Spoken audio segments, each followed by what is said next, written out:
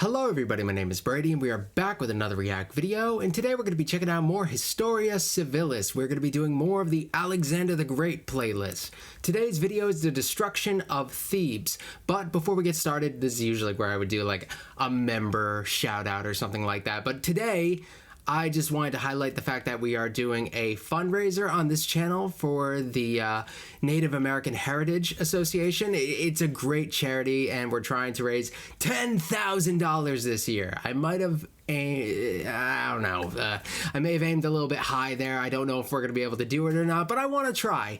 And I don't know what it is at by the time you're seeing this video, but when we get $100, I'm going to eat something hot on camera. That's not the most exciting thing, but I don't know. I want to do things for milestones. If you have any suggestions for things that we can do for future ones after we hit the $100 thing, if we haven't already, let me know in the comment section below. I'm all ears at this point. So today we're going to be doing the destruction of Thebes, 335 to 334 B.C.E. So let's get it started.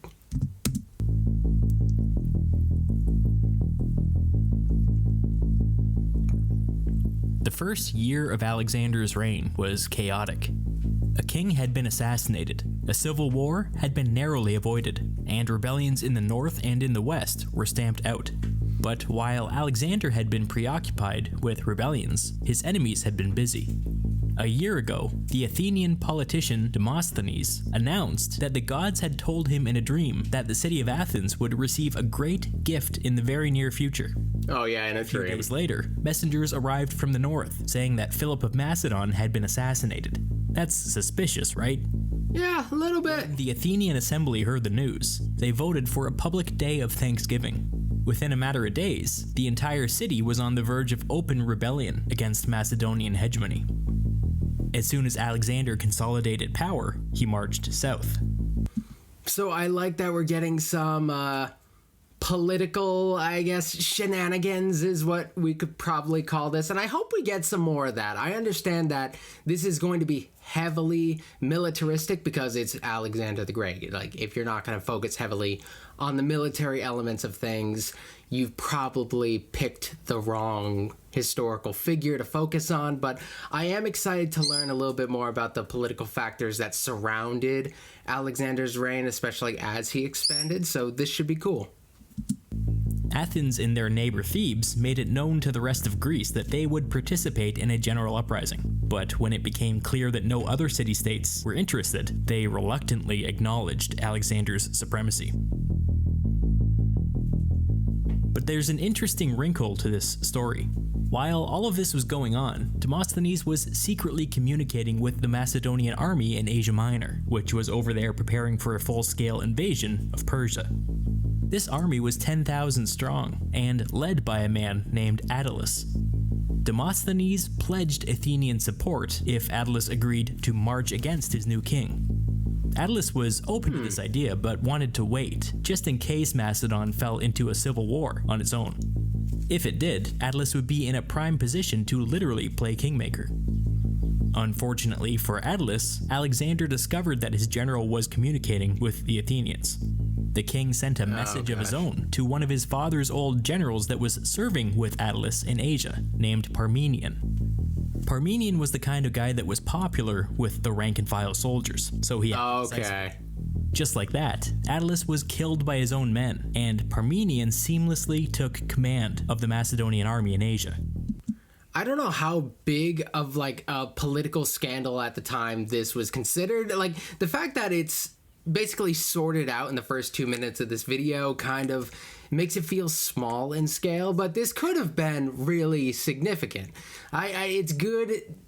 Alexander does seem to have the strength of knowing the right people. I mean, there are plenty of leaders who are out of touch with the people below him, but he does seem to have the skill of knowing the right people in this case, like knowing the perfect person to start a mutiny with. That makes perfect sense, and actually, like, strategically, I respect that more than strong battle tactics. Being able to understand well, the scale of your army and the people who really have weight in it. I think understanding your people is very important, and by extension, your soldiers. Another civil war was averted. But Demosthenes wasn't done scheming. When Alexander went on campaign in the rebellious Macedonian hinterlands, Demosthenes started a rumor that Alexander had been killed at the Danube. Thebes took this opportunity to arrest 2 commanders of a nearby Macedonian garrison and execute them. The rest of the garrison was forced to withdraw, which was exactly what Thebes wanted. The Athenian assembly voiced their support for Thebes' actions and voted to send a military expedition to assist them against the inevitable Macedonian backlash. Of course. When the measure passed, it was handed off to Athens' 10 strategoi, or generals, for implementation. The strategoi were not pleased that they were being forced to face off against the Macedonians. They began to make preparations but dragged their feet and delayed actually putting anybody on the field for as long as possible. They hoped that somehow they would find a way to avoid a direct clash. As we know, Alexander was not. I don't like their chances. He was at Pelium, winning a siege against the Illyrians. Once the siege was over, Alexander learned of this unrest to the south and didn't waste any time. The Macedonians undertook a forced march all the way from Illyria to Thebes in an impressive 14 days. When Theban citizens woke up to discover a Macedonian army on their doorstep, they had a hard time believing that this was the same group that had just been in Illyria. Alexander demanded that Thebes turn over its leaders. Thebes responded by saying, okay, but first Greece needs to turn over its tyrant, meaning Alexander. Pretty cheap, if you ask me. So began the Siege of Thebes.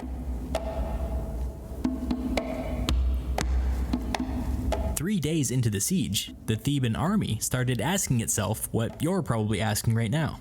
Where are the Athenians? The Athenian strategoi had successfully dragged their feet, and now that Alexander was in the area with the Macedonian army, public opinion had cooled. In short, the Athenians were not coming. Left to face the Macedonians alone, the Thebans had to take a hard look at their strategic situation. I love the concept of like the will to fight. I mean, it's kind of an underrated element of warfare. Like people who are military buffs are, like fully understand its significance. Like I'm not the best as far as military buffs go, but like it's really important to understand like the will of the lower level soldiers and stuff. It's so easy to get lost in looking at military history and see like just numbers and stuff, and they like look at them like they're just human capital and whatever that can be moved and done with whatever you want, really. Like I think of it like some people might look at military and look at it like it's a game of civilization. Ooh, that's related to the channel vaguely. Oh no, I scared him. That's related to the channel vaguely, but like the military is not like a game. There is that very human element that you have to cater to, and I love when it screws people over. It makes the story so much more interesting. They could endure the siege, or they could fight. And if they were going to fight, it would be better to fight early with a full stomach. Welcome back. That's what they decided to do. On the third day, the Theban army left the safety of their city and prepared to do battle. That looked yummy.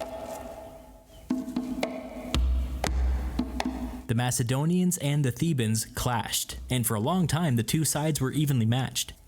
In an effort to turn the tide, Alexander committed the elite shield bearers, who served as the Macedonian reserves. Despite this, the Thebans continued to hold their ground. They were fighting for the survival of their city, and they had every reason to be tenacious.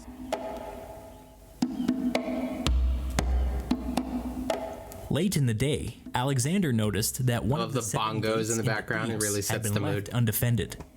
He ordered one of his phalanx commanders, Peridot, to take his men around and force their way into the city. They were successful. Once the phalanx was inside the city, they started burning buildings and killing everybody in sight. As you do. The Theban army quickly realized that all hell was breaking loose inside the city. Many began to lose hope. Some ran back into the city to find their families. Slowly, the Theban army began to lose ground. Yeah. Groups began to surrender, and in time, they were defeated. We are told that the Macedonians lost about 500 men, which was Alexander's heaviest losses to date. The Thebans fought well, and if not for some quick thinking from the Macedonians, it's not clear which way this battle would have gone. Yeah.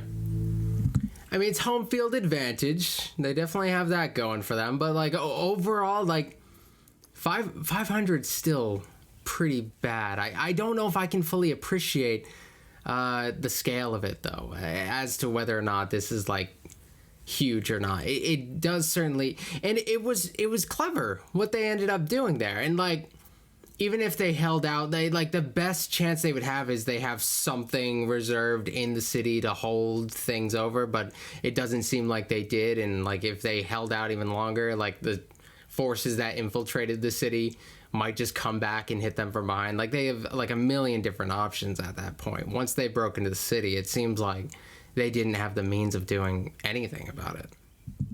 Now that Thebes was under Macedonian control, Alexander summoned representatives from small central Greek cities that had long suffered under the regional domination of Thebes. He asked them what he should do with the city. Their answer shouldn't surprise you, and my guess is that it didn't surprise Alexander either. Murder. They asked him to destroy the city. As they do. All 30,000 Theban citizens were rounded up and sold into slavery. Oh, the money that this generated would finance the Macedonian military for the next 6 months, which was awfully handy since Alexander had abolished taxation back home. It's almost like this was exactly the outcome he was hoping for. Oh yeah, that kind of came full circle there. I was wondering how economically this was going to start manifesting in this series, because like I had nothing to. The idea of a taxless society is not impossible, but difficult and has to be well thought out. And the fact that it resorted to this, it's awful. But from a purely soulless economic standpoint, like okay, I get what he was going for now. With Thebes empty and thoroughly looted, its neighbors began the slow process of dismantling the city. Decades and centuries later, there would be several attempts to restore Thebes to its former glory, but none were successful. In one stroke, Alexander destroyed one of Greece's most powerful and iconic states. Alexander then turned an eye toward Athens. They got the message loud and clear. So, like, he took big losses, but that was a huge win. Just the symbolism of that victory itself is already really important with how big Thebes is in the region. From my understanding, this is like a very significant victory. Like, it's a victory among victories. So, like, you don't want to minimize that loss of 500 people, but like, just the sheer scale of that victory, like from a soulless militaristic standpoint, might be worth it. And I always have to emphasize that because I don't like getting caught up in things of like minimizing death and whatever, because it's so easy to do that in history, because sometimes when you're dealing with military stuff and like countless people are dying, it's just like, oh, that's just another number. But I'm trying to get into the habit of not minimizing that stuff, so I have to put those little clarifiers there. Opposition meant not just defeat, but extinction. They promptly surrendered. Alexander knew that Athenian politicians had their fingers all over this little conspiracy. He had some demands. Sneaky Athenians. He ordered Athens to turn over their 10 most anti-Macedonian politicians, including Demosthenes himself. This did not go over very well. Well, who's making that decision? That rounding up Athenian citizens and turning them over to the Macedonians was a bad precedent, since Athens was still a sovereign state. The assembly agreed with him. They sent a delegation to Alexander, begging him to let Athens deal with this within its own legal system. Reluctantly, he agreed. In Athens, there was a legal mechanism called ostracism, which allowed the city to expel any citizen for any reason. Together, the Athenian assembly ostracized or banished one anti-Macedonian politician, not Demosthenes, some other guy. By this time, Alexander's So that guy's a scapegoat. They know that, like, somebody's got to go. Somebody's got to take the fall for us at this point. So that, yeah, okay. I've heard of ostracism. I love the word ostracize. It's like that's a $20 word right there.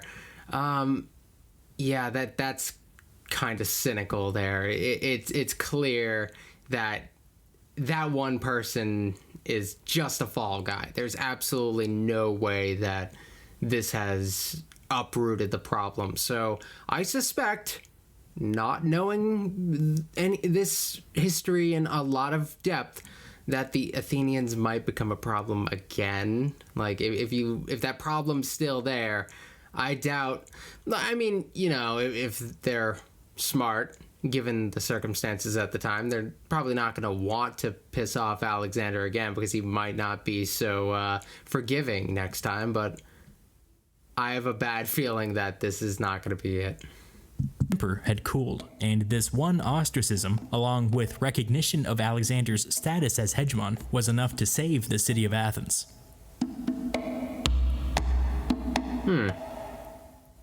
Philip had been dead for over a year, and it's safe to say that now, for the first time, Alexander was firmly in control of the kingdom that his father had left behind. The young king now called for an official meeting of the Hellenic League, which was the official body that facilitated Macedonian control over the rest of Greece. I've heard of that. He told them to prepare the Greek armies, because next spring, he was going to fulfill his father's pledge to invade the Persian Empire and liberate the Greeks living there. This pledge was met with some skepticism from both the Greeks and Alexander's own men. At this point, Alexander's closest advisor was probably Antipater, who represented the Old Guard and had been the first major Heard that name too. I've heard a lot of these names. Alexander's claim to the throne. Antipater argued that if Alexander left the country without naming an heir, a civil war would become inevitable. Alexander disagreed. He believed that if he left a child behind in Macedon, malcontents would be tempted to use them as a pawn. The two men agreed that Alexander's absence would make a civil war more likely, but they could not agree if designating an heir would make that better or worse. Instead of bending to Antipater's pressure, Alexander thought up a third solution. He said that if Antipater was so concerned about a civil war, he was the perfect person to run Macedon in the king's absence. Okay, this is a good moment here, because this is the part of Alexander the Great that I don't get to see much, and the one that I was most curious about. Domestic policy. Like, everything like domestic policy, I'm incredibly interested in. Yeah, the military stuff's cool, but I feel like that's the stuff you hear about the most with him, because he's the conqueror, he's one of the greatest military leaders of all time, and I don't think that's all that disputable, but like, his empire, while it had incredible scale, its destruction was very quick after its death, so it makes you wonder about the infrastructure that he had left in place. So yeah, I love stuff like this. And just like that, Antipater was appointed the regent of Macedon and the strategos of Europe. This was an extreme vote of confidence. You don't like what I'm doing? You do it. Antipater was deeply honored. The matter was settled. But there was still one more outstanding issue. That army in Asia Minor. Parmenion had killed the leader of this army when they were caught communicating with the Athenians. This action may have single-handedly prevented a civil war. Parmenion needed to be rewarded. But this was a delicate matter. Parmenion was extremely well connected. He had served with Philip, and the Old Guard in the military loved him. He was also rich, Don't want to piss and them the wealthy off. barons back in Macedon saw him as one of their own. If Alexander ever became deeply unpopular, Parmenion is exactly the kind of person that his enemies would turn to. This guy needed to be kept happy, but he couldn't necessarily be trusted in the way that Antipater could. Okay. There was only one solution. He's a threat to power. Would accompany Alexander east and serve as his second in command. But that wasn't all. Parmenion's eldest son would lead the companion cavalry, and his young... I mean, what if he were to, like, meet his untimely death by complete accident. Like, he's clearly a threat to power. I don't know, man. I don't know if keeping him around from a soulless dictator perspective, of course. I'm just saying, I'm a little skeptical. Would lead the shield bearers. Minor positions were also handed out to a bunch of Parmenion's cousins and nephews. In short, Alexander staffed up his army with Parmenion's men, giving his second-in-command unparalleled influence. The decision to elevate Parmenion would have far-reaching consequences. You can look at it in three ways, and honestly, I'm not quite sure where I stand. Slap me. You could correctly say that Alexander was still a weak king and needed to buy Parmenion's loyalty at any cost. You could also say that Alexander needed hundreds of experienced commanders to fill key positions, and at 21 years old, he probably ran out of names pretty quickly.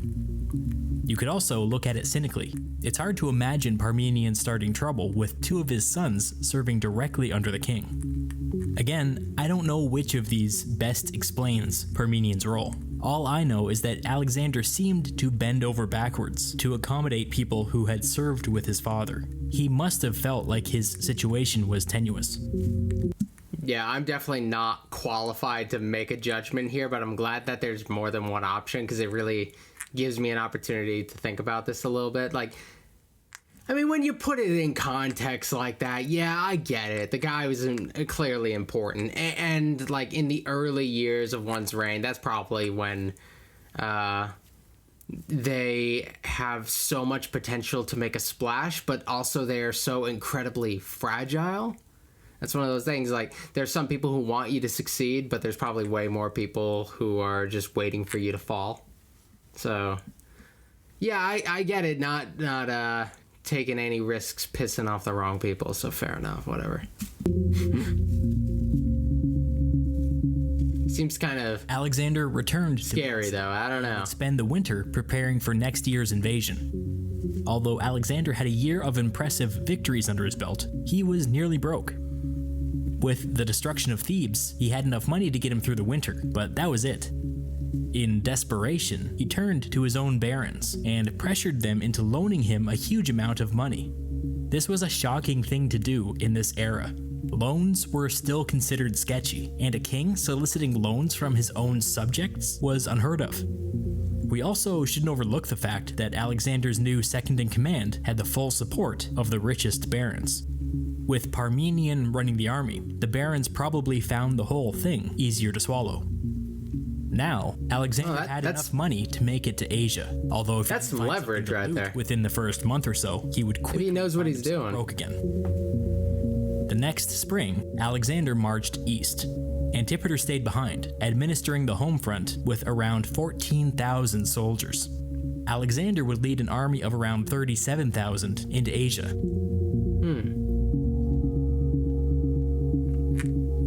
Alexander's mother, Olympias, accompanied her son from the capital to the Dardanelles, which the Greeks called the Hellespont.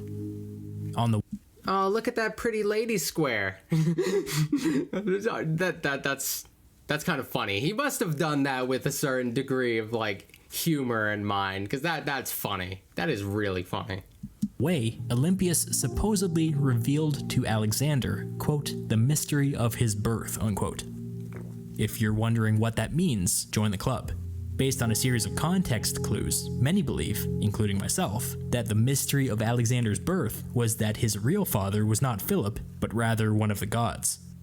From what we can tell, Alexander believed this story, and his secret belief in his own divinity would have profound consequences for the rest of Okay, that makes sense.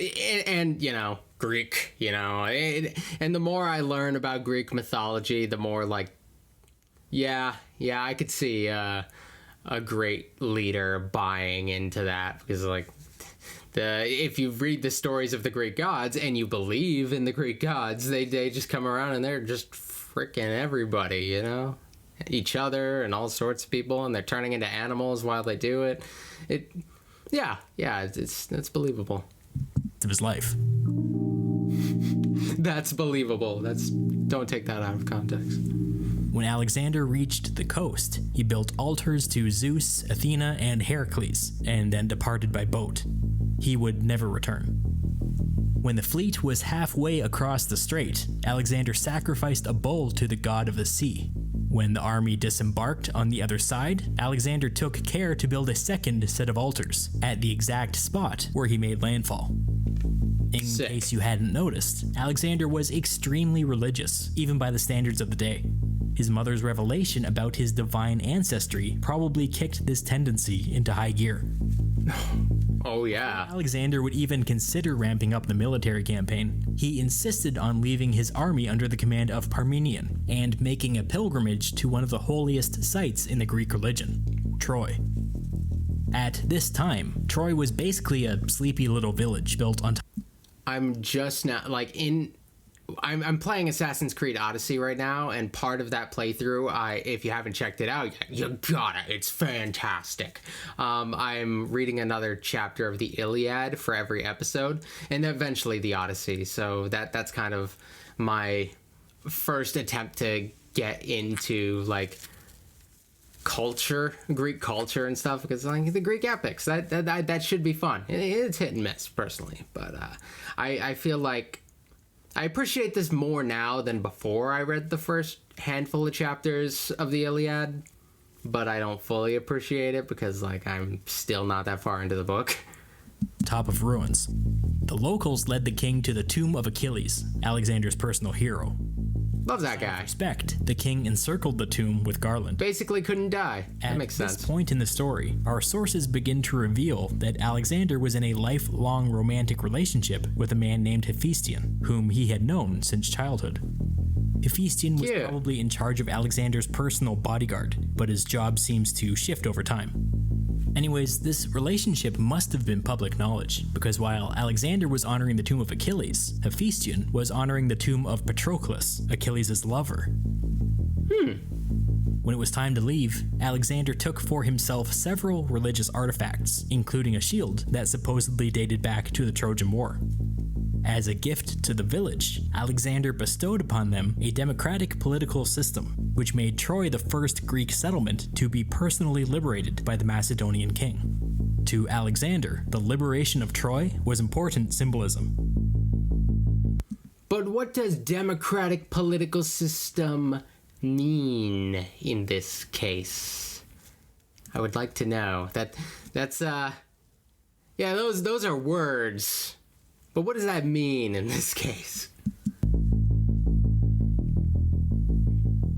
Finally, when Alexander was satisfied that all religious boxes had been checked off, he returned to his army. Remember, this whole expedition was one big gamble. Alexander only had enough money to sustain like 1 month of warfare. In order for this plan to work, he would need to confront the Persians early. Defeat would mean financial ruin, and would probably precipitate that civil war that Alexander had worked so hard to prevent. That's pretty risky. Oh, that's it? Oh, geez, I lost track of time. It just kind of... time just flies. So what, we got like one more video in this playlist? I think I may have read in the comments, I'm not sure though, that this series actually isn't done yet. Which I don't know for sure. I'm not there yet, but if I watch the next video and we aren't at the conclusion, then I will know that this series is not done yet. It doesn't feel like this is like one more episode. It feels like there's definitely more to it, but I don't know. I guess we'll find out. I hope you guys have been enjoying this series, because I have been. It's pretty cool. I'm excited to learn more about like ancient history and stuff like that. Anything B.C.E. because like I don't touch that stuff very often, so it's good to be able to understand it, so I can like carry a regular conversation with like an ancient historian, because I feel like I'm so out of the loop whenever I end up talking to them. It's kind of a shame, but I'm working on it. So thank you guys for watching. Like, comment, subscribe, become a channel member. We have early access videos. It's pretty cool, in my humble opinion. Also, more importantly, if you got a couple extra bucks, if you could donate to the fundraiser we're doing for the Native American Heritage Association. Yeah, if we're not at $100 yet, When we get to $100, I'm gonna eat something hot on camera and suffer, and it'll be wonderful. Classic YouTube. So thank you guys for watching, and I will see you tomorrow with another video. All right.